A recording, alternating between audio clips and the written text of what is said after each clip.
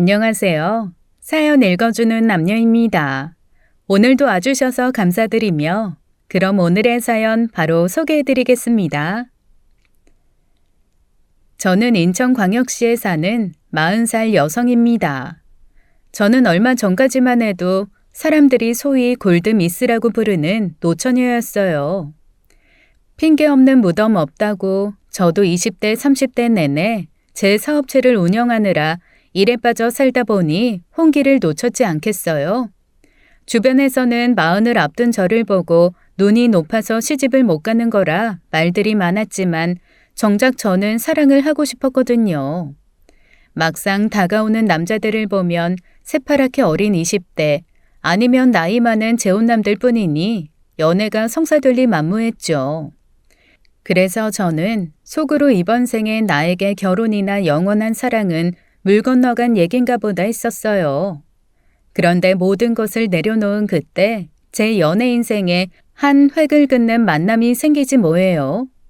제가 하는 미용 사업이 10년 차에 접어들면서 사업이 어느 정도 안정적인 시기에 친한 지인이 일에 그만 빠져 있고 모임도 나가고 맛집도 다니면서 인생을 즐기라는 거예요. 그러면서 한 살이라도 젊어서 놀아야 한다며 저를 자신이 다니는 동호회에 같이 가자고 했습니다. 저는 20대들이나 동호회나 모임에 가지 저처럼 40대를 바라보는 사람이 무슨 그런 데를 가냐고 한 차례 거절도 했어요. 그랬더니 지인이 그냥 친목 모임이라면서 30대, 40대 또래 회원도 꽤 여럿 있다는 거예요. 2주에 한 번 모여서 밥도 먹고 여행도 다닌다고 하더라고요. 그래서 처음에는 호기심 반, 설레임 반으로 모임에 나갔죠.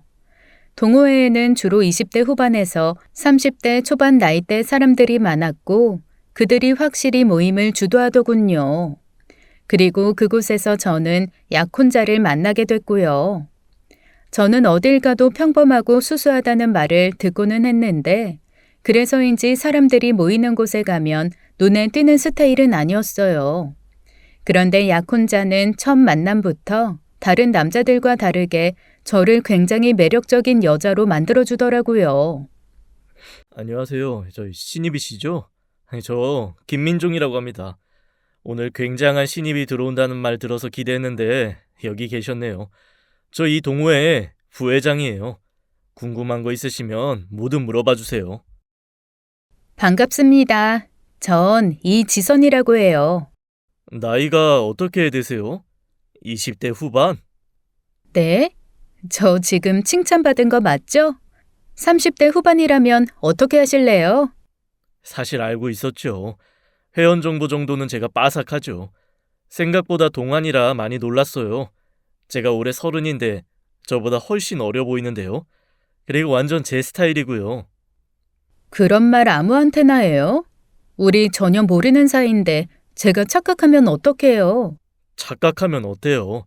원래 사랑은 착각에서 시작되는 거 모르시나 보네.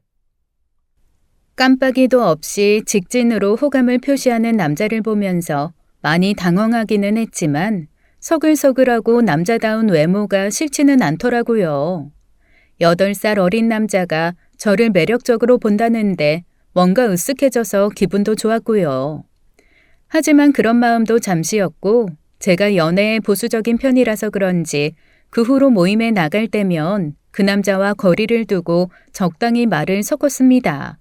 그렇게 몇 개월 동안 모임에 나가면서 부회장이라는 그 사람을 지켜보니까 주변 사람들 평판이 나쁘지는 않더라고요. 그리고 그 사람은 제가 거리를 둘수록 엄청 안달나 하면서 사적으로 연락까지 해왔고 데이트 같은 만남도 여러 차례 하다 보니 결국 정이 들었어요. 그리고 무서운 정이라는 게 뭔지 저희는 본격적인 연애를 하게 됐고요. 그런데 민종 씨는 내가 8살 많은 거 전혀 신경 안 쓰는 눈치다. 그래서 사귀게 된 거지만. 그게 뭐 어때서. 요즘 40 넘어서 결혼하는 사람도 많고 자기는 사업한다고 바빠서 그렇게 된 거잖아. 그렇게 생각해주니까 난 좋지만 주변에 우리만큼 나이차가 나는 사람들이 없길래 좀 그렇긴 하더라. 아무리 그래도 사람들 시선 무시 못하니까. 에이, 남자가 8살 많으면 괜찮고 여자가 남자보다 연상이면 이상한 거야. 그런 꼰대 같은 소리가 어딨어. 참, 나도 우리 커플에 대해 걱정이 하나 있긴 하다. 응? 그런 게 있었어? 무슨 걱정일지 벌써부터 가슴이 덜컹한다. 아기 말이야. 나 진짜 어릴 적부터 꿈이 결혼 일찍 해서 빨리 아이 낳고 싶었거든. 자기가 자꾸 나이 많다고 걱정하고 그러니까 이참에 아이 빨리 가질까 싶기도 하고. 뭐? 그 말은 결혼하자는 거야? 우리 만난 지 이제 8개월이야. 갑자기 무슨 아이 얘기를 해, 부끄럽게. 아니, 성인 남녀가 연애를 하다 보면 뭐 애가 생길 수도 있고 요새 아이는 혼수라고 하잖아. 자기는 나랑 결혼하기 싫어? 앞일은 모르는 거니까 딱 잘라 말할 수는 없지. 하지만 그래도 너무 이른 얘기 아닌가 싶어. 자기는 이제 40 앞두고 있어서 냉동 난자할 거라고 말만 하고 실천력이 이렇게 부족해? 옆에 이렇게 든든한 낭구님이 있는데 뭐가 걱정이야. 제 나이 38살, 남자친구 나이 30살. 서로 결혼을 하고 아이를 낳아도 이상한 일은 아니었어요. 하지만 제가 여태 결혼 자체를 진지하게 생각해 본 적이 없어서 남자친구의 아이 얘기에 어색하기만 하더라고요. 그때는 아이를 좋아하는 남자친구가 그냥 해보는 말인가 보다 하고 말았죠. 그런데 인생이란 한치 앞을 모른다고 하더니 그로부터 몇 달 뒤에 저는 8살 연하 남자친구를 만나 결혼을 준비하게 됐어요. 시작은 아주 사소한 일로 일어났어요. 평소처럼 남자친구와 주말 데이트를 하고 있었는데 마침 그 앞을 지나가던 시어머니와 신우가 저희가 있는 카페로 굳이 와본 거예요. 지금도 그날의 만남은 잊지도 않고 기억할 만큼 강렬했네요. 남자친구가 평소에 자기 가족들 얘기를 제게 종종 했었어요. 자기 아버지는 5년 전에 지병으로 돌아가시고 어머니와 누나랑 같이 산다고 했거든요. 특히 신우가 저랑 동갑이라면서 그 때문에 절 만나도 어색하지 않다나 뭐라나요. 신우는 평소 필라테스 강사를 한다는 모양인데 3년 전에 이혼을 하고 돌싱녀가 됐다는 모양이었어요. 언변이 좋은 남자친구가 자기네 가족들을 어찌나 잘 묘사하는지 만나지도 않은 시댁 식구들이 친근하게 느껴질 정도였다니까요. 그런데 그런 시어머니 신우를 뜻밖의 장소, 시간에 떡하니 만나게 됐으니 제가 얼마나 당황했을지 안 봐도 감이 오시죠? 우리 민종이랑 만난다는 아가씨인가 보네. 우리 큰딸이랑 동갑이라고 하더니 생각보다 나이가 더 있어 보이네요. 어머니, 안녕하세요. 이지선이라고 합니다. 이렇게 갑자기 만나게 될 줄은 몰랐어요. 듣자 하니 스타킹인가 뭔가 만드는 회사 운영한다면서요? 그런데 요새 그런 거 해서 돈은 좀 벌려요? 엄마도 참 업계에서 1, 2위 하는 압박 스타킹 회사라니까. 요새 광고도 엄청나고 젊은 사람들 사이에는 입소문이 상당해. 엄마, 지금 돈 걱정할 게 아니라 저쪽에서 엄마 아들이랑 결혼 생각 없어 보이는 게 진짜 문제라니까. 뭘 모르시네. 아니, 나이도 그렇게 많다면서 우리 아들을 마다해? 그쪽 얘기 좀 들어봅시다. 우리 아들이 어디가 어때서 결혼 안 한다는 거예요? 결혼을 안 한다는 게 아니라 아직 저희 만난 지 1년도 안 됐고 어머님이 반대하실까 해서요. 나 그렇게 꽉 막힌 사람 아니에요. 우리 아들이 좋다고 하고 예비 며느리 자리가 괜찮으면 얼마든지 결혼 승낙할 수 있죠. 예비 시어머니 신우와 잠깐의 만남이었지만 무슨 말을 어떻게 했는지 기억이 안 날 정도로 순식간에 결혼으로 결론이 귀결되더라고요. 그리고 눈을 떠보니 양가 상견례장이었어요. 양가 직계만 모여 식사하는 자리 겸 약혼식 자리였습니다. 저희 친정에서는 미국에 있는 오빠를 제외한 친정 부모님 저만 참석했죠. 예비 시댁에서는 시어머니 신우, 예비 신랑이 모두 참석을 했고요. 시어머니와 신우는 날이 춥다고 상견례장에 무슨 산짐승 같은 화려한 모피코트를 입고 떡하니 나타났더라고요. 처음 만났을 때도 기센 성격들이라 생각했는데 그렇게 중무장을 한 시어머니 신우를 보니 사업으로 잔뼈가 굵은 저도 움찔하게 되는 분위기가 느껴지지 뭐예요. 옆에 있던 친정엄마를 흘끔 봤더니 역시나 엄마도 굳은 얼굴로 이것들이 보통 내기가 아닌 것 같다는 예감을 하신 얼굴이었네요. 이왕양가 다 모여서 결혼 의논하게 된 거 저도 솔직하게 말하겠습니다. 지선 양이 우리 아들보다 나이도 8살이나 위고 어린 신랑 데려가는데 결혼 준비에 차등을 줘야지 않겠어요? 결혼에 어떤 차등을 두신다는 말씀이세요? 우리 아들은 이제 막 30이고 사회생활도 2년 정도라 벌어놓은 게 한계가 있으니 나이도 더 많고 돈 잘 번다는 지선 양이 예단에 신경을 좀 써야 하지 않겠어요? 예단에 신경을 쓰라는 게 어떻게 준비를 하라는 말이신지 모르겠네요. 저희 집안이 대대로 문중 집안이고 친척 어른들이 많아서 예단 목록이 좀 되더군요. 저는 적어도 3억 이상은 준비해줬으면 하네요. 그럼 시댁에서는 뭐 해주실 건데요? 제가 예단 3억 해가면 신혼집이라도 해주실 건가요? 신혼집? 요새 인천 경기 쪽 집값이 얼만데 우리가 3억 받고 신혼집을 해줘. 지선양 그렇게 안 받는데 계산력이 참 부족하네. 그건 제가 할 말이죠. 민종 씨 통장에 얼마 있는지 제가 뻔히 알고 모은 돈 없어서 전세는커녕 원룸 월세도 겨우 들어갈 판인데 저희 쪽에 예단 3억 요구하는 거 진짜 도둑심부 아니세요? 도둑이라니! 어디 시어머니 눈 똑바로 쳐다보면서 막말이야? 그런 식으로 나오면 부모 욕먹이는 꼴밖에 더 돼? 엄마, 진정하세요. 도둑이라는 말은 아니잖아요. 오해 마시고 엄마가 좋아하는 잡채 좀 드셔보세요. 이 한식당 음식 참 잘하네. 처음 저를 봤을 때부터 돈돈거린 시어머니였기에 상견례 자리에서 분명히 돈 얘기를 꺼낼 거라고 예상은 했었어요. 하지만 부모님도 다 있는 자리에 시어머니가 제 나이, 사업체를 거론하며 이렇게까지 대놓고 돈을 요구할 줄은 몰랐거든요. 그러면서 자기 아들이 저보다 어리고 돈 모아놓은 것도 적으니 말 그대로 결혼 무임승차 하겠다는 말이나 뻔뻔하게 하고 말이에요. 시어머니 자리가 기가 세다고 생각했는데 그걸 넘어 이렇게 쌍스러울 줄은 몰랐기에 저희 부모님 보기가 민망할 정도였어요. 그런데 거기에 설상가상으로 신우까지 한몫하는 게 아니겠어요? 지선아, 내가 내 동생 장가 보내려고 가만히 있으려고 했는데 너 안 되겠다. 솔직히 너나 나나 어린 남자 데리고 살려면 돈이 드는 건 현실이지 않니? 현실이고 뭐고 그쪽은 왜 갑자기 반말해요? 우리 동갑이고 내 손에 아래 옳게 되는 건데 편하게 대해도 되는 거 아닌가? 네가 해올 예단 3억 중에 난 명품 가방이고 뭐고 필요 없고 현금으로 해줘. 이참에 유럽이나 한 달 가 있어 볼까 싶네. 맞다. 우리 동갑이지? 그럼 나도 말 놓을게. 예단 3억 할 생각 없으니까 네 유럽 여행비 해줄 일도 없을 거야. 꿈 깨. 지선아, 그만해. 손이 신우한테 그러는 거 아니야. 얘가 오늘따라 왜 이렇게 흥분해서 난릴까?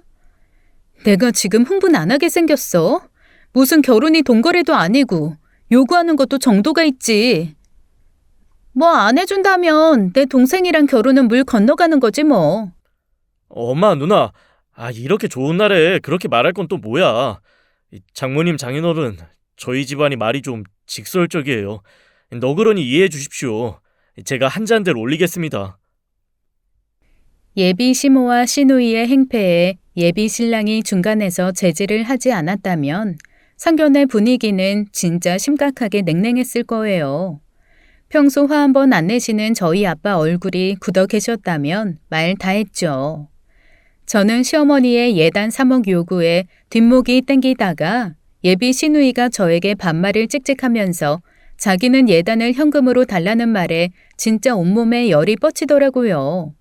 친정엄마가 옆에서 제지를 안 하셨다면 진짜 결혼이고 나발이고 제 성질껏 상을 뒤엎어서라도 끝장을 봤을지 모르죠. 시어머니 신우와 저 사이에 기싸움이 팽팽하게 맞서다가 합의에 도달하지도 못하고 일단 어떻게든 상견례는 마무리됐어요. 말 그대로 깽판난 상견례 때문에 씩씩거리며 집에 돌아오는데 아빠는 말 한마디도 없으시고 엄마는 신중하게 양가 의견을 조율해보자는 식이셨습니다. 양가 의견 조율될 것 같아요? 엄마도 그 자리에서 다 들으셨잖아요. 시어머니나 신우나 이 결혼으로 무슨 한몫 잡겠다는 것도 아니고 장난치나. 사람이 다 마음에 들 수는 없잖니. 네 오빠도 40 넘어서 혼자 저러고 해외에 사는데 너라도 얼른 시집 가야지.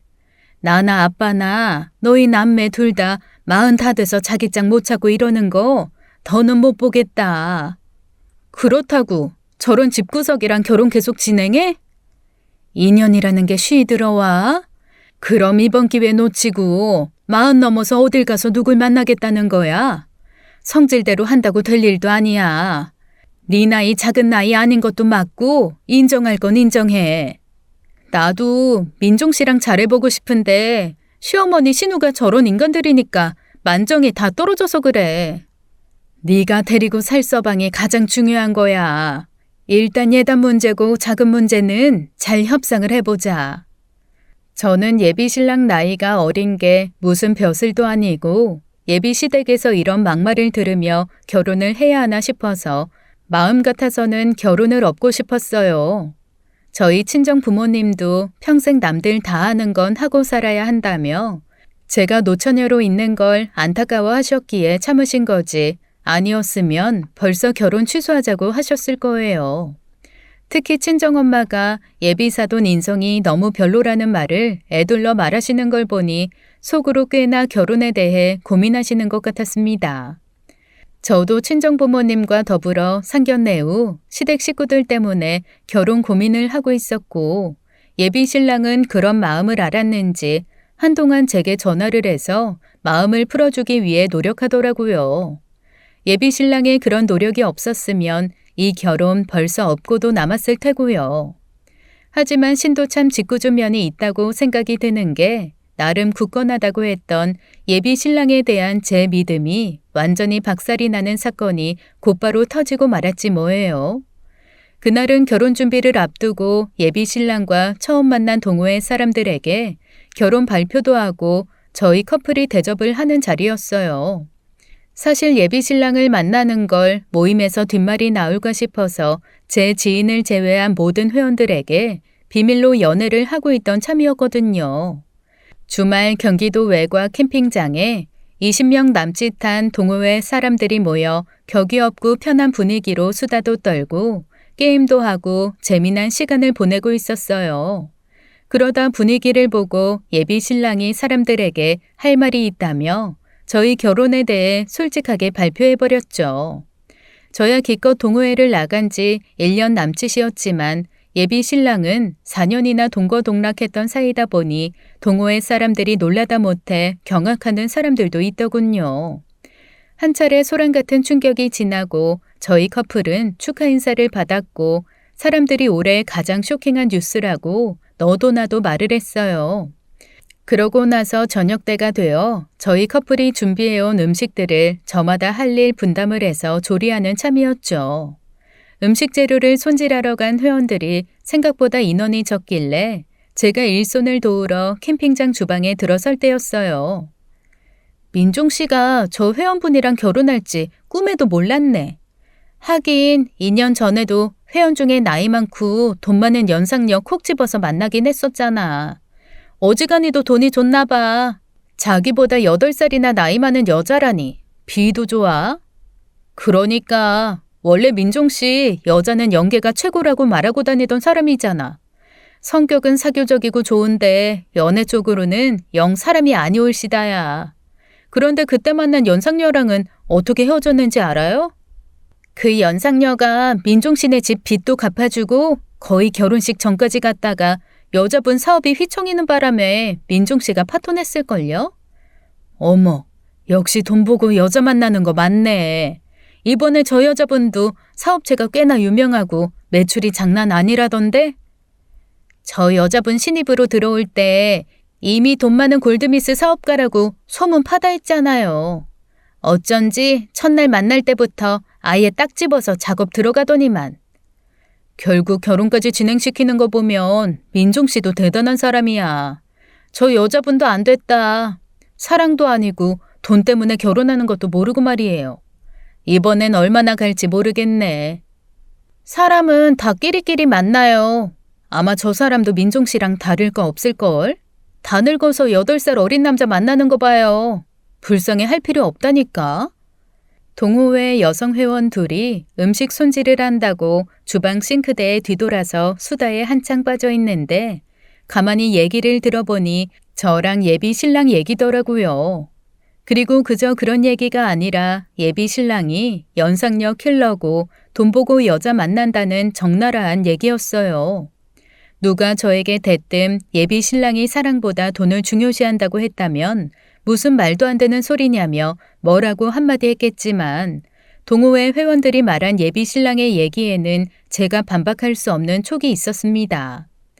왜냐면 시어머니 신우는 대놓고 직설적으로 돈 요구를 했지만 예비 신랑도 자신이 돈이 없다며 자기 통장을 공개하고 은근히 제게 신혼집을 해오라는 뉘앙스로 말한 적이 한두 번이 아니었거든요. 역시나 아니나 다를까 동호회 회원들이 전부 예비 신랑의 연애 성향을 알 정도로 전적이 화려했던 모양이었어요. 여자의 예감으로 이상하다고 생각은 했지만 막상 남들이 모두 아는 예비 신랑의 돈에 대한 탐욕을 타인의 입으로 확인 사살을 당하자 하늘이 무너지는 기분이었습니다. 제가 나이값도 못하는 등신 취급을 받은 것 같았고요. 모르면 몰랐지 알게 된 이상 저는 그 자리에 더는 멀쩡한 얼굴로 같이 있을 수 없겠더라고요.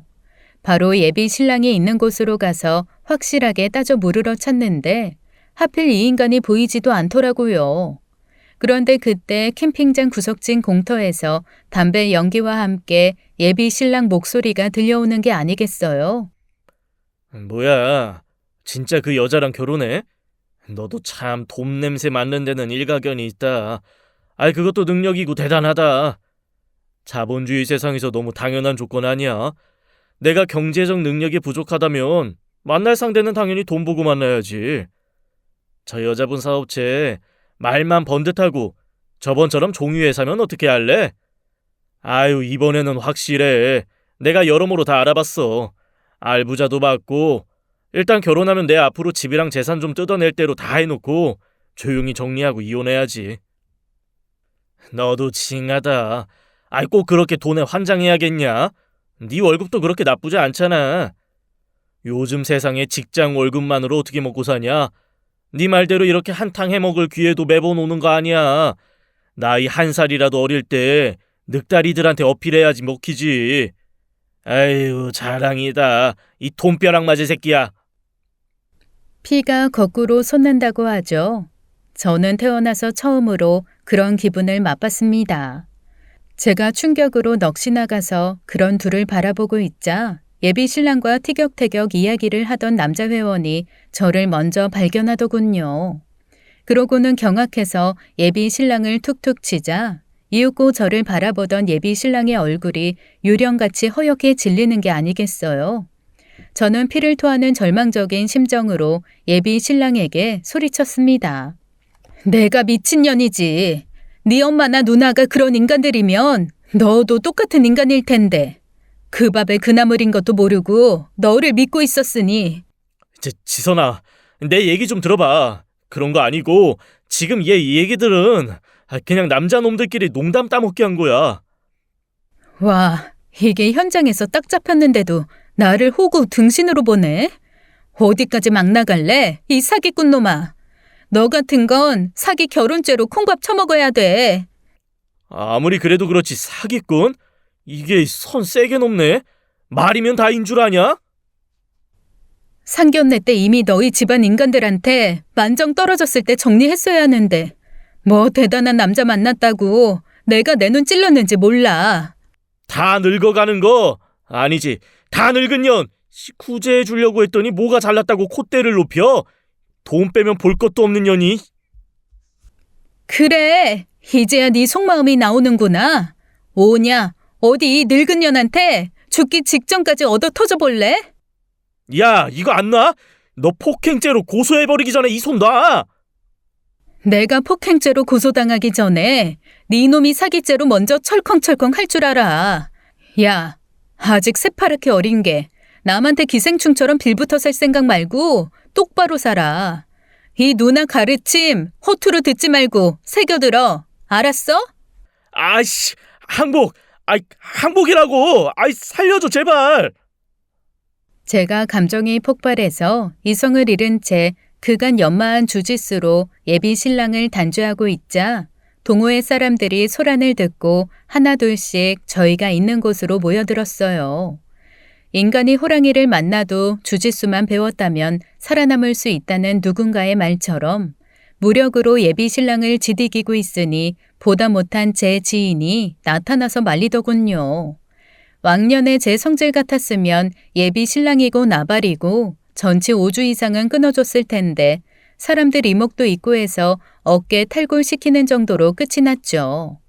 나름 사업도 10년 넘게 해왔고 사회생활도 많이 했기에 저는 제 자신에 대해 사람 보는 눈이 있다고 생각했습니다. 콩깍지가 쉬이고 화려한 언변에 넘어가니 그런 것은 온데간데 없더라고요. 저는 예비 신랑의 가면이 벗겨진 그 사건 이후로 한동안 분노와 충격으로 계속 심장이 미친 듯이 뛰고 안정이 안 돼서 잠도 설치고 난리도 아니었어요. 울기도 하고 분노도 터뜨려 봐도 진정이 되지 않다가 한 달 가까이 시간이 흐르자 그제야 현 상황을 어떻게 받아들여야 할지 판단이 서더라고요. 질척이듯이 계속 연락 오는 약혼자를 일단 차단하고 친정 부모님께도 여태 있었던 일련의 일들에 대해 말씀드렸어요. 시어머니 신우에 대해 우려를 표하던 친정에서는 예비 사위까지 사기꾼이었다는 걸 알고 바로 손절을 하셨습니다. 그렇게 제 약혼은 끝이 났고 그 후 저는 말 그대로 일에 미쳐서 바쁘게 살았어요. 가끔 울컥하는 마음에 몸이 바쁜 것만큼 좋은 약은 없더라고요. 그리고 3개월 뒤 제 오빠의 귀국 소식이 들려왔어요. 오빠는 미국 유명 투자회사에 근무 중이었다가 최근 한국지사로 발령을 받고 아예 한국으로 들어온다고 하더라고요. 무엇보다 부모님이 너무 기뻐하셨고 저도 몇 년에 한 번 볼까 말까한 오빠가 들어온다니 허전한 마음이 채워지는 기분이었습니다. 그런데 오빠가 한국에 오자마자 저에게 한다는 소리가 결혼은 언제 하냐는 말이었는데 사실 해외에 있고 일이 바빠서 오빠가 상견례에 참석을 못했다 보니 그 후의 일은 잘 몰랐거든요. 그리고 친정 부모님이 제 파혼에 대해 입단속을 시키셨기에 오빠는 더더욱 전후 사정을 잘 모를 수밖에 없었고요. 하지만 피부치인데 언제까지 제 파혼 얘기를 모를 수 있겠어요. 결국 오빠는 부모님께 전 약혼자의 결혼 사기에 대한 이야기를 듣고 말았는지 어느 날부터 저를 보는 오빠의 눈이 안타까움으로 그렁그렁 하더라고요. 그러면서 오빠가 대뜸 자기랑 같은 업계에 종사하는 후배를 소개시켜 주려고 하지 않겠어요. 저는 얼마 전 파혼 때문에 크게 데인 상태였기에 남자나 결혼에 대한 환상이나 기대가 전혀 없었고 소개가 부담스럽다며 거절하려고 했어요. 하지만 오빠가 진짜 좋은 사람이라며 한 번만 만나보라고 사정을 하더라고요. 자기 동생한테 이상한 남자는 절대 소개 안 해준다면서요. 자기 이름 걸고 소개하는 거라는 오빠의 끈질긴 권유에 저는 어쩔 수 없이 한 번만 만나겠다고 하고 소개 자리에 나갔습니다. 안녕하세요. 장범수라고 합니다. 성민 선배한테 말씀 많이 들었어요. 생각보다 지선 씨에 대한 이야기를 들은 역사가 꽤 긴 편이네요. 20대 때부터 들었거든요. 우리 오빠가 팔불출이긴 해요. 무슨 얘기를 들으셨든 미화가 많이 됐을 거니까 감안해 주세요. 그리고 오늘도 오빠가 부탁해서 그냥 한번 나와 본 거예요. 선배가 지선 씨 파혼 얘기는 하셔서 알고는 있어요. 그런데 뭐 저도 몇 년 전에 이혼을 경험한 사람이라 충분히 공감이 됩니다. 아, 맞다. 이혼하셨다는 얘긴 들었어요. 배우자분이 외도하셨다고요? 제가 다 유감이네요. 지금은 괜찮으시죠? 시간이 약이라는 말이 진리더라고요.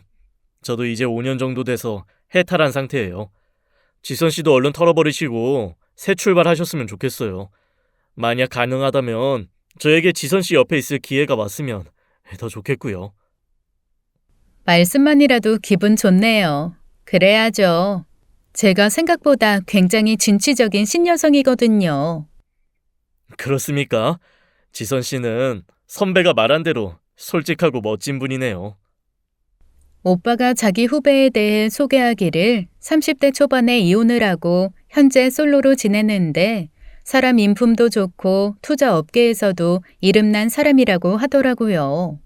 재산이 많지만 물질만 쫓지 않고 봉사활동도 하는 좋은 사람이라고요. 만나보니 상대 속에 남은 오빠 말대로 진중하고 성숙한 사람이었어요. 오빠 후배는 첫 만남에도 배려심이 많은 사람이었던 게 제 파혼 얘기를 함부로 묻는다거나 지레 짐작하거나 하지 않아서 편했습니다. 자신의 과거에 대해 솔직하고 아픔을 극복하는 법을 아는 사람 같아서 배울 점도 많았고요. 그 사람의 현명한 배려로 저는 생각지도 않게 연락처까지 주고받았고 다시는 오지 않을 것 같던 제 새로운 연애도 시작이 됐네요.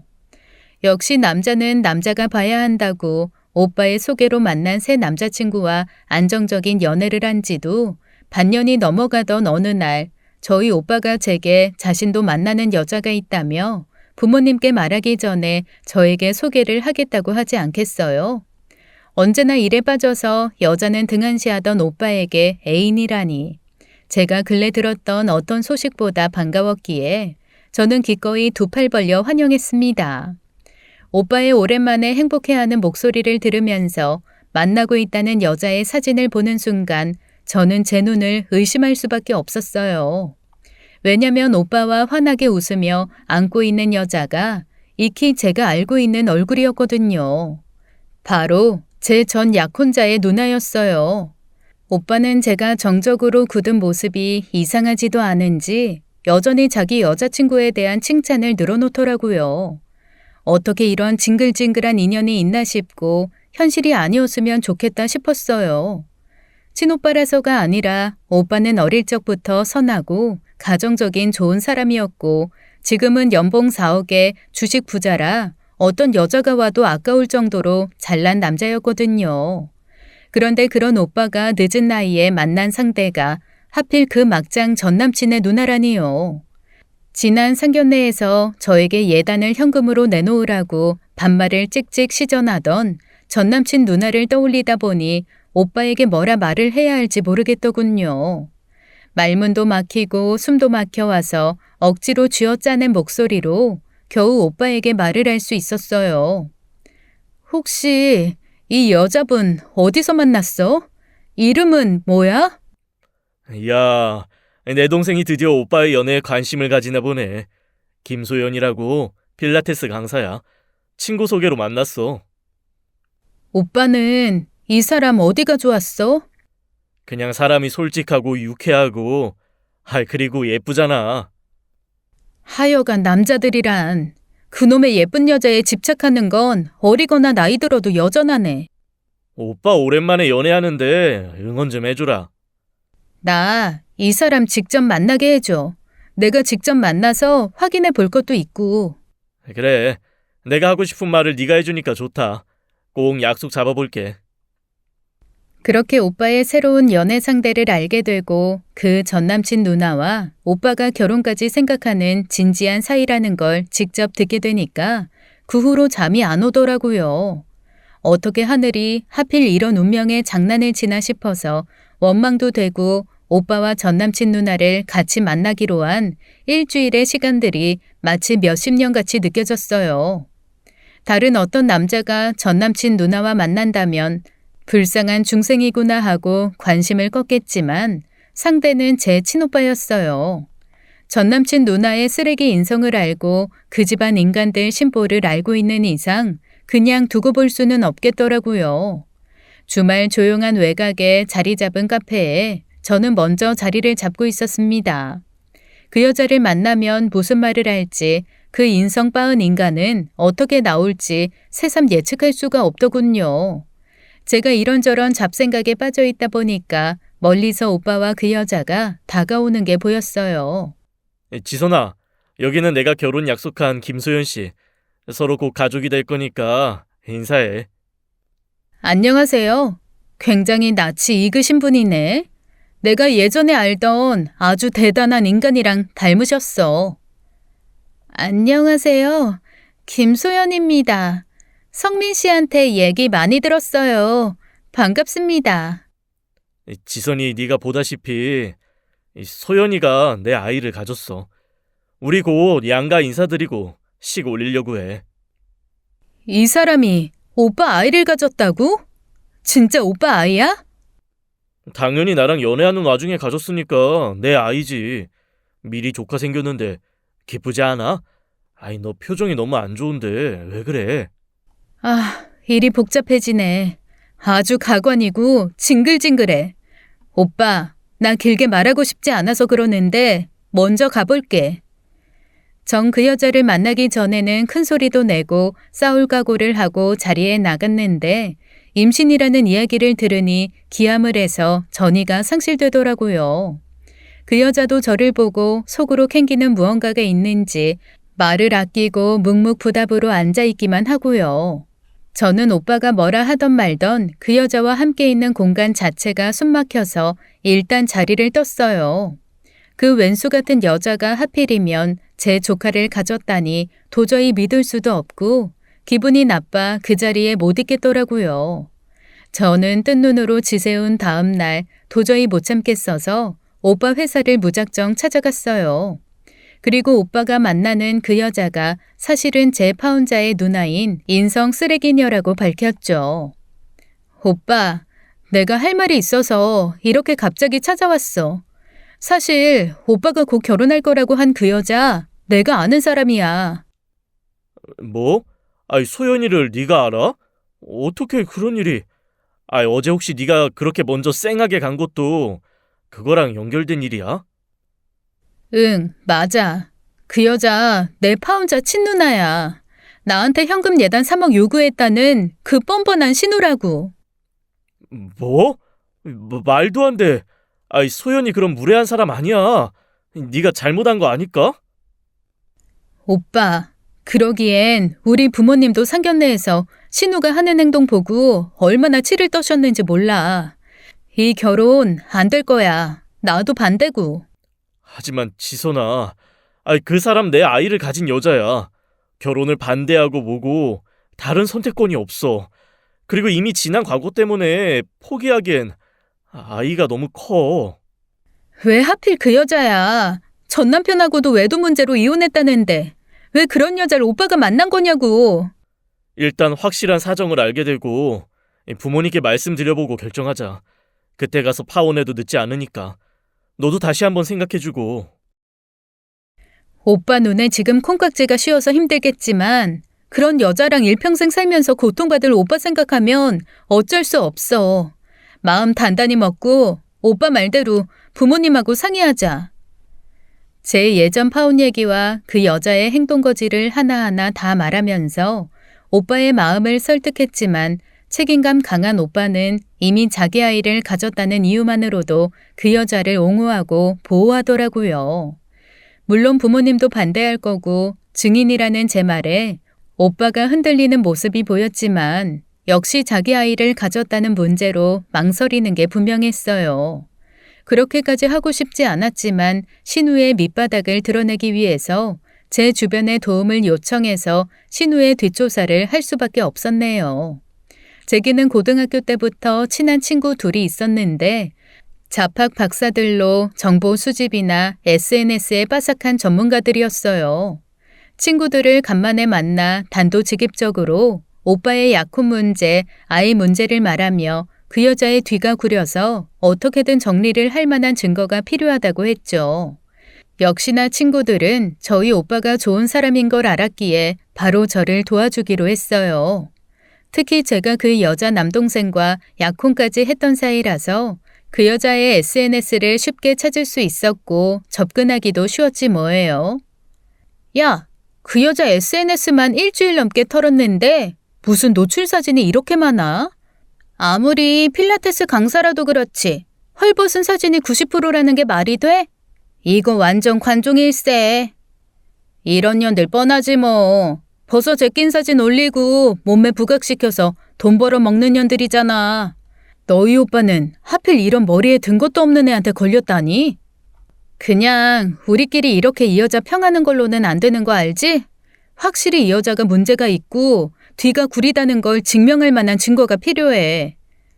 이지선, 너 우리 20년 된 사이인데 아직도 우릴 띄엄띄엄 보냐? 당연히 증거 다 잡아왔지. 우리가 누구냐? 예전에 SNS에서 좀 놀아본 여자들 아니냐고. 김소연이라는 그 여자 대단하다더라. 내가 돈 좀 있는 재벌남인 척 접근해서 수폰 제안했더니 아주 1초의 망설임도 없이 바로 수락하던데? 그러니까 이 여자 임신 중이라고 하지 않았어? 그런데도 한 달에 1,000만 원 수폰 제안 미끼를 덥석 문다는 게 말이 돼? 뱃속에 있는 아이도 네 오빠 씨 아닐 확률 99%다. 친자 검사 확 해버려. 친구들의 도움으로 전 그 여자의 뒤를 밟게 되었고 친구가 가상으로 만들어 놓은 수폰 재벌남인 척 저는 그 여자와 만날 약속을 잡았어요.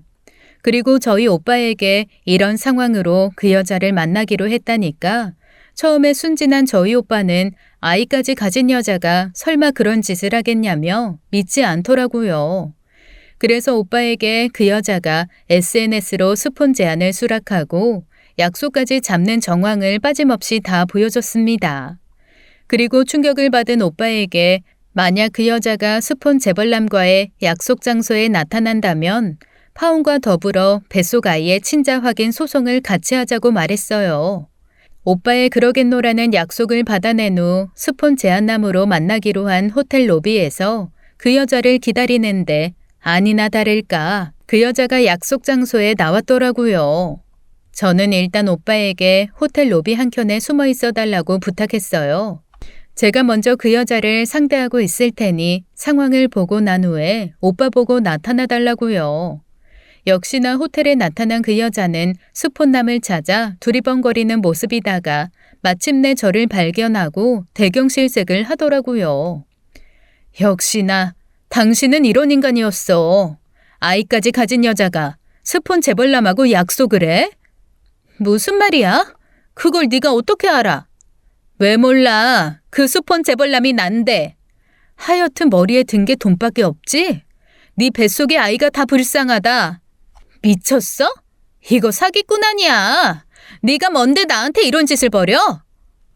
야, 내가 아니라 너희 집에 사기꾼 DNA가 있는 거지. 입은 삐뚤어졌어도 말은 바로 해. 내가 기가 차서. 너 왜 이렇게까지 하면서 내 앞길을 막아? 혹시 내 동생이랑 파토 났다고 복수하는 거야? 아니, 덜 떨어진 네 동생이랑 헤어진 건 내 인생 최대의 천운이지. 감히 우리 오빠를 한탕 해먹겠다고 작정한 네 민낯 보여주려고 했다 왜? 어떡하냐? 네 오빠 나한테 껌뻑 죽고 뱃속에 있는 아이한테 헌신적인 걸. 너 그렇게 낯짝 뻔뻔하게 웃는 건 지금이 마지막인 줄 알아. 제 말과 동시에 오빠가 호텔 로비의 모습을 드러내자 그 여자는 처음 보는 얼굴로 사시나무 떨듯이 온몸을 떨더라고요. 그러면서 오빠가 자신을 의심하고 이 장소에까지 나왔다는 것에 분해하고 저희 남매 둘을 싸잡아 욕을 하기 시작했어요. 말 그대로 저희에게 속았다는 것을 알고 본 성격을 드러내게 된 거죠. 오빠도 숨어서 그 여자의 본 모습을 받고 스폰남과 약속을 하러 나온 행동에 꽤나 충격을 받고 이제 이 관계를 못 믿겠다가 된 모양이었어요. 소연아, 어떻게 나랑 약혼하고 결혼도 하기로 한 마당에 이렇게 다른 남자랑 몹쓸 짓을 할 생각을 해. 그렇게 너를 믿어달라고 해놓고 아이도 있는 사람이 이게 뭐야? 성민 씨, 오해예요. 당신 여동생이 다 거짓으로 꾸민 일이잖아요. 저도 피해자라고요. 난 이제 더는 당신을 못 믿겠어. 앞으로는 내 눈으로 직접 본 것만 믿으려고. 지금처럼 이렇게 명확한 증거가 또 어디 있겠어? 당신이 내 아이를 가졌다는 사실도 나 더 믿을 수 없으니까 친자 검사하게 해줘. 아니요? 왜요? 날 못 믿는 사람한테 그런 걸 해줄 이유 난 없어요. 아니, 꼭 하게 될 거야. 그렇게 해야 할 거고. 남매 둘 다 나한테 왜 이래? 무슨 전생에 원수가 졌다고 이런 식이야? 친자 확인 검사 난 절대 용납 못해. 아니, 목에 칼이 들어와도 안 해. 너도 참 웃기다. 아니라고 발악하면서 왜 친자 확인 거부해? 네 말대로 오빠 아이가 맞다면 더더욱 당당하게 검사에 임해야 하는 거 아니야? 이렇게 나오니까 더 의심 간다. 이것들이 아주 작정하고 쌍으로 날 사지로 몰아넣네. 약자인 임산부한테 이래도 되는 거야? 나한테 털끝이라도 건드렸다가는 너희 집구석 가만 안 둘 거야. 내가 너희 둘 다 소송 걸 거라고. 소연아, 우리 그만 파혼하자. 그리고 결과 안 봐도 예상은 가지만 친자 검사 꼭 하고. 오빠의 파혼 선언과 함께 뱃속의 아이로 끝까지 버티던 그 여자는 결국 오빠의 조용한 카리스마에 눌려 채열과 함께 친자 검사를 하게 됐어요. 그리고 물론 친자 검사 결과는 오빠와 친자 불일치로 판명이 났고 그 여자는 말 그대로 외도까지 증거가 나옴으로써 오빠에게 파혼 위자료 소송까지 당하게 되었죠. 후에 모든 상황을 알게 된 친정 부모님은 어떻게 이다지도 한 집안과 말도 안 되는 악연으로 엮일 수 있냐고 어디 절이라도 가서 빌어야겠다는 말씀을 하셨습니다. 오빠와 그 여자의 법적인 소송까지 들어가자 그 집안 엄마가 눈에 뵈는 게 없는지 어느 날 뜬금없이 저희 집을 찾아왔더군요. 마침 부모님은 외출을 하시고 오빠와 저만 주말에 집에 있었는데 하필 굳이 보고 싶지 않은 사람의 방문이라뇨. 제가 띠꺼운 표정을 지으며 왜 왔냐고 틱틱거렸더니 전남친 엄마는 첫마디부터 막말 시전으로 답하더군요. 아줌마, 왜 남의 집에 이렇게 쳐들어오세요? 저희가 할 말이 남은 사이던가요? 너는 여전히 싸가지가 없구나. 내가 자유로운 내 발로 어디든 못 올까. 썩 반갑지 않은 건 피차 마찬가지일 테니 적당히 하고 가세요. 싹퉁바가지 같은 너나 피도 눈물도 없는 네 오라버니나 역시 이 집 핏줄들은 우리랑 맞지가 않는 거요. 가만히 있는 우리 오빠를 왜 욕보이세요? 이 아줌마가 누가 할 말을 하고 있어? 어떻게 만삭의 임산부한테 위자료 소송을 내? 결혼도 한 사이도 아니고 아기 책임진다는 말을 한 지가 언젠데 그새 마음 바꿔가지고 파혼 선언에다 소송까지 하느냐 이 말이야.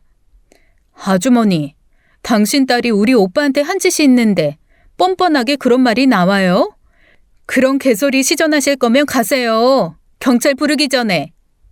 위자료 1,000만 원이나 받을 거라며. 그럴 돈이 어디 있어.